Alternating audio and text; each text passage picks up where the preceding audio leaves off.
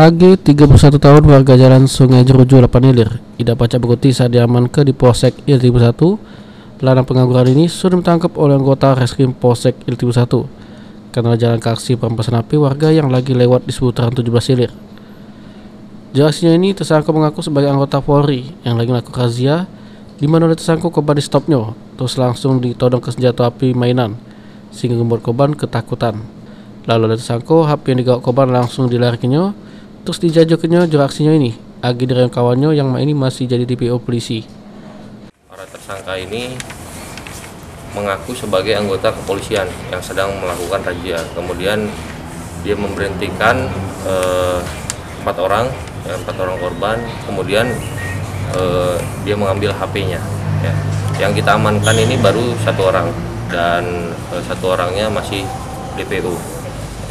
Jadi menurut keterangan tersangka sudah melakukan sebanyak 2 kali dengan ini. Ya. Yang pertama mengambil handphonenya juga, kemudian yang ini mengambil handphone dengan membawa senjata pistol mainan, ya senjata sejenis senjata api mainan. Dari pengakuan tersangka Agi, kalau dia ulah 2 kali melakukan aksi kejahatannya tersebut, di mana sasarannya ialah budak-budak tanggung sehingga pas di stop langsung ketakutan. Boleh 2 kali, siapa mana cara kita? Cuma itu Pak, pikirkan razia itu sudah. Nah, terus pakai senjata itu diacung ke atau gimana? Iya. Terus ngomong apa? Melakukannya. Orang berapa itu melakukannya?